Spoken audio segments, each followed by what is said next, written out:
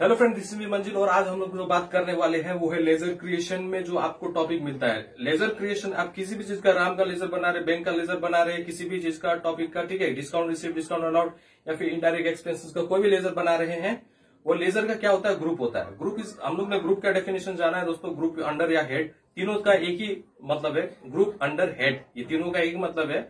जो ग्रुप है मतलब what is group? Group is like a basket where we can put similar kind of laser.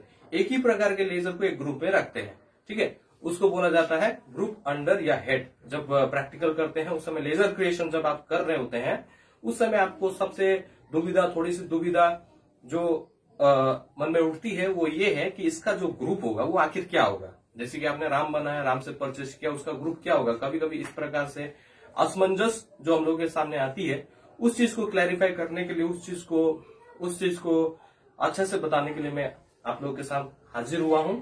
तो आज हम लोग शुरू कर रहे हैं important ledger in groups in Tally ERP9। तो टैली ERP9 में जितना भी इंपोर्टेंट लेजर ग्रुप्स होगा, सबसे पहले देखिए कैपिटल ये जो है इधर का सबसे सब ग्रुप है और उधर का कौन कौन सा लेजर बनेगा ये सब ग्रुप का, जैसे capital, purchase, sale, bank account, branch and division, cash in hand, duties and taxes, ये सारा का ग्रुप है। और इस ग्रुप का कौन सा लेजर बनेगा ये आज हम लोग डिफाइन करेंगे, ठीक है।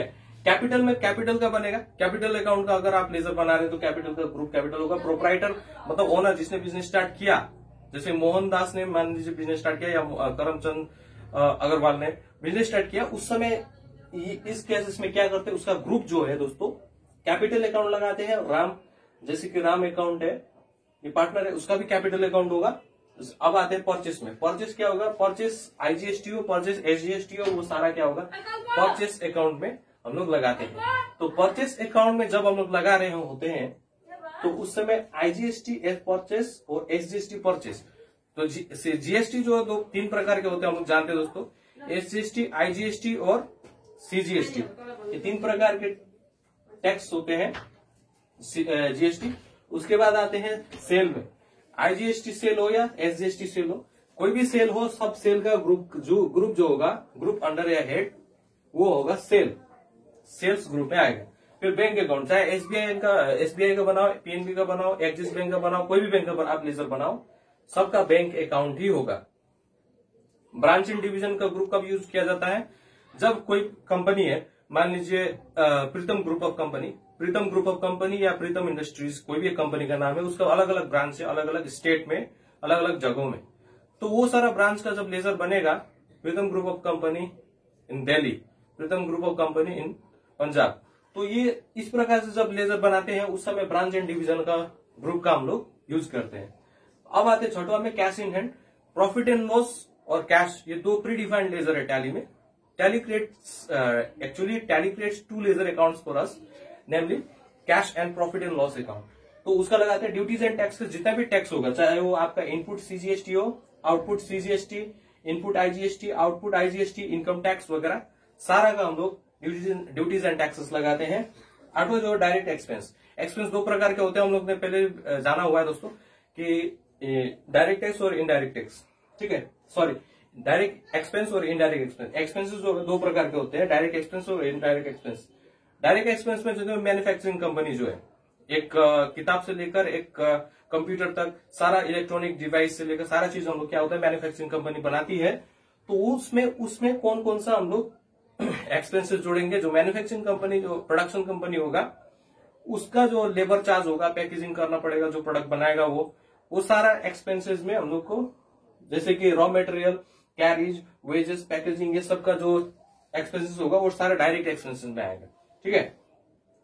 अब प्रोडक्ट बन के रेडी हो गया, अब सेल होने के लिए जितना भी एक्सपेंसेस होगा, जैसे कि सैलरी सब देना पड़ता है एम्प्लॉय को, रेंट पेड करते हैं रूम का, डिस्काउंट देते हैं उस समय, टेलीफोन बिल देते हैं उस समय, जो है इनडायरेक्ट एक्सपेंसेस का हम लोग को यूज करते हैं।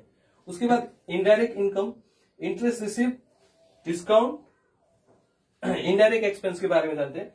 इनडायरेक्ट सैलरी पेड, ये सब हो गया। अब इनडायरेक्ट इनकम में क्या होता है? इंटरेस्ट रिसीव करेंगे, डिस्काउंट हम लोग ने किसी का जिस सामान से खरीदा, हम लोग ने कंप्यूटर, लैपटॉप वगैरह या फिर इलेक्ट्रॉनिक गैजेट्स या कोई भी चीज खरीदा, तो उस समय हम लोग ने क्या हुआ, डिस्काउंट पाया हम लोग ने। तो इनडायरेक्ट इनकम उसका ग्रुप होगा।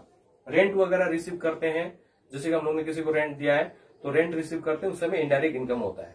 ठीक है, तो बाकी का दोस्तों अगले वीडियो में मिलेंगे। तब तक के लिए goodbye and take care. और एक बात बता दूं, ये सारा चीज आपको तभी क्लियर होगा, ये जो कंफ्यूजन है कि कंफ्यूजन ये है कि लेजर क्रिएट करते समय इसका ग्रुप कौन सा होगा, ये वाला जो अगर प्रॉब्लम है आपके पास, तो ये तभी क्लियर होगा जब आप वीडियो में जो मेरा वीडियो बेसिक अकाउंटिंग टर्म्स का जो वीडियो है वो 1 से लेकर जितना भी वीडियो है मैंने बनाया उसको आप ध्यान से देखिए, समझिए, जानिए और नीचे कमेंट्स भी कर सकते हैं। तो मिलते हैं अगले वीडियो में, तब तक के लिए goodbye and take care.